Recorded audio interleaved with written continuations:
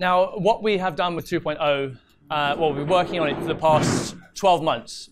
And the core aspect of what it does is it integrates thousands of different packets of data that come from many, many different aspects of a person's health. So whether it be something as simple as diet preferences, or whether it be symptomology, or whether it be biomarkers or genetic data points, we look at all of those things and we look at how we can integrate them into a universal source of truth. Now, the biggest problem that we currently face within our sort of health architecture is the fact that we have an amazing emergency response, but everyone thinks, well, you know, that little ache, that little pain, that little thing, we don't want to moan, we don't want to complain, and then we ignore things until it's too late. So how do we measure the progression from optimal health to clinical conditions? So that's what we've tried to do with the 2.0, is produce an ability to create some form of prediction along that pathway. Now, a huge problem we'll face with that issue is the fact that if you look at any individual data point, let's take TSH, for example, which is thyroid stimulating hormone, and we say, right, well, it is high or it is low, you know, what does that mean? When we look at that individual piece of information by itself, it is functionally useless. Now, that doesn't mean testing is useless. That means looking at things in isolation is functionally useless because it can fluctuate, and you know, it can also be involved in 5 or 6 different things. It might be to do with thyroid. It might be to do with a female sex hormones like menopause, for example. It might be to do with something called leptin.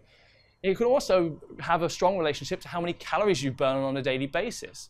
So how do we combine all these different pieces of data to find a conducive output of saying, right, well, this is the greatest probability of what's going on. This is going to give you the most bang for your buck. This is going to make the most difference in your life if you start doing this. So how we've tackled that solution is 2.0. So first of all, you can see on the screen here, it's something called a wellness score. Now, we have various ways to various ways to assess the probability of things, and we chunked all that up into information such as wellness. So if we scroll down a little bit, we'll see some of the things that also kind of come soon to this platform, because 2.0, this is the MVP. This is the first part of 2.0 that's being released, and there's actually a lot more to come in the future as well. So we see the fact that there's health scores, risk scores, and performance scores. So at the moment, we are just assessing your overall health, and eventually all 3 of these things will make up your wellness score.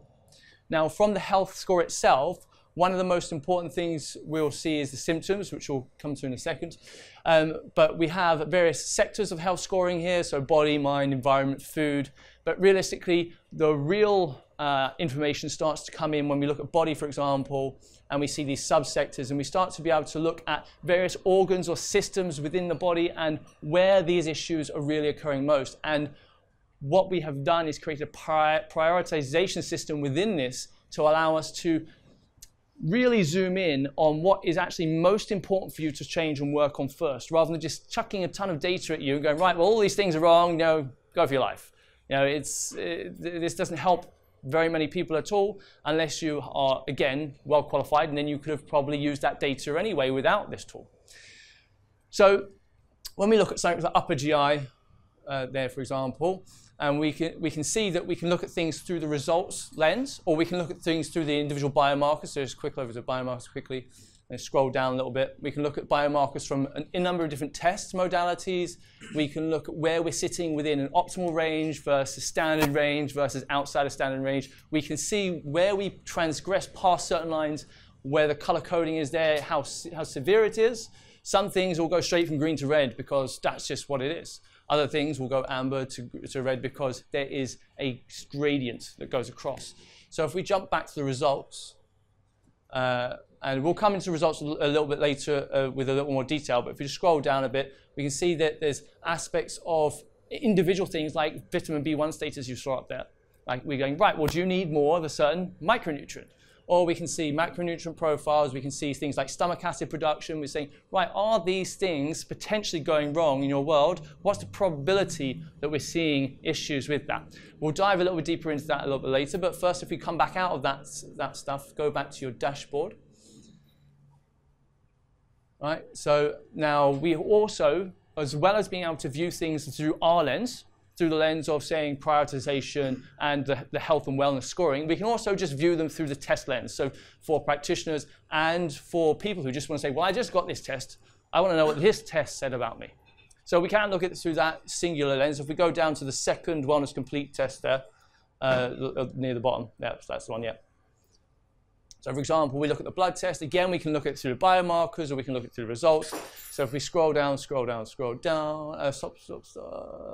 we look at liver inflammation, this is a nice one. So before we click on that, let's see if we can just click on the related biomarkers.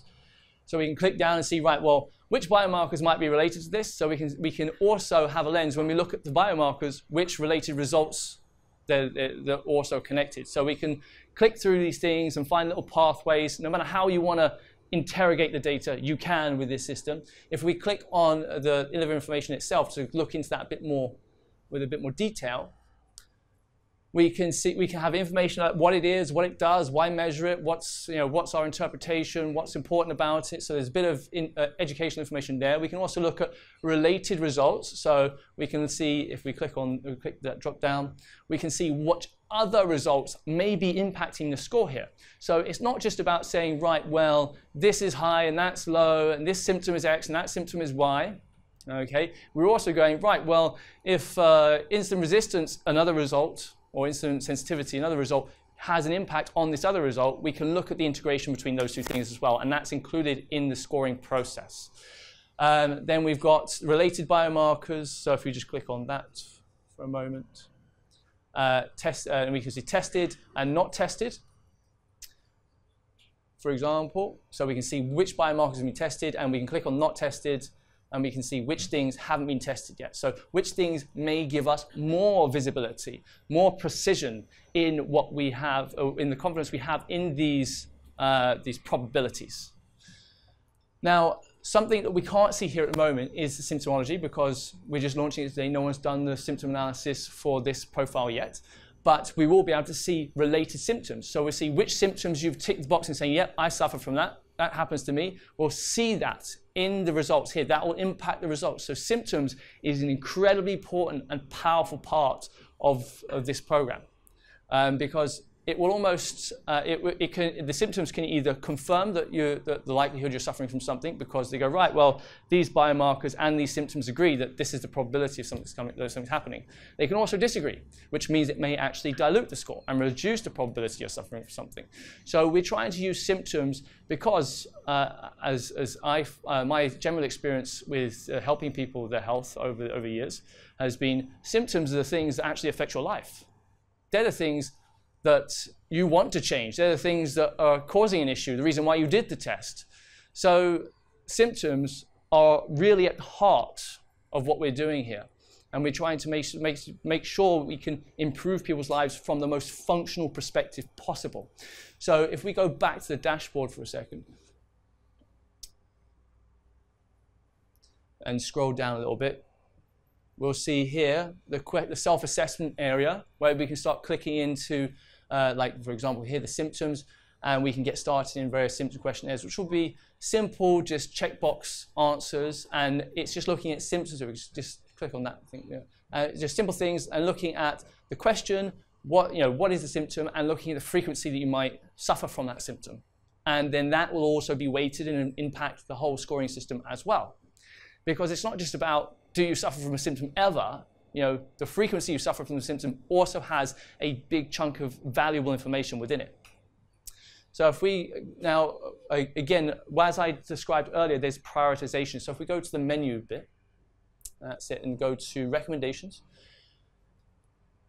What we've done with this prioritization setting is we've allowed for symptoms, data points, result states, genes, all to have recommendations attached to them. And what we can do is we can draw those recommendations up and figure out where they fit within this priority setting. We can merge them when they agree. We can exclude them when there's disagreements. Okay? And we figure out which recommendations are the most prominent and the most needed for you to focus on first. So we can see here we've got things in priority steps. So we've got recommendations, we've got supplements that you might need to take. So people to see, things to avoid, things to do. It's just the simplistic headings, which is what we had before, which is the same again in those headings. If we click on the supplements, for example, we can see, okay, now these are the supplements that are going to affect this priority 1 state the most.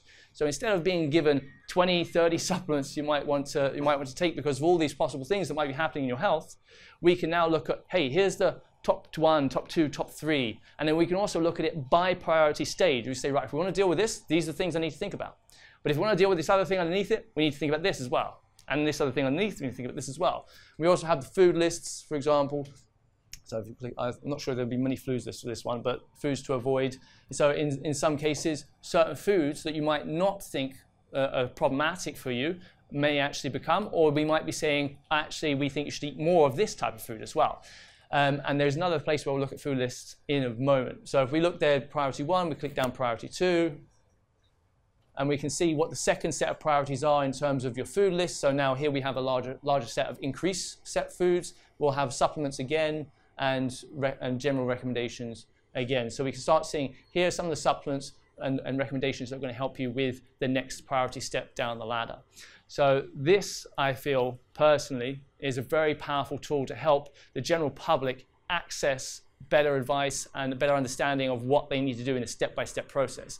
Also, as a practitioner and as someone who helps people, I've built this for myself. I've built this to save myself time. I've built this so I can help more people in a faster and more efficient manner. So we're trying to really come from multiple angles here to make sure we help practitioners and help clinicians improve the efficacy of what they're doing. And we're trying to help general users take back ownership of their data so they can understand the conversations that are being had about them. Just one final thing, if we look at the food list, just to sort of, go up to the menu again. And we can click on food lists, and you can get everything down in a list, all your recommendations to seek and avoid in terms of foods in one place as well. So we try to, again, allow things to be placed in easy to reach positions at each point of the platform. Okay, I think that's 2.0 in a nutshell. Did I stick to 10 minutes? Thanks, okay. Christian. No worries.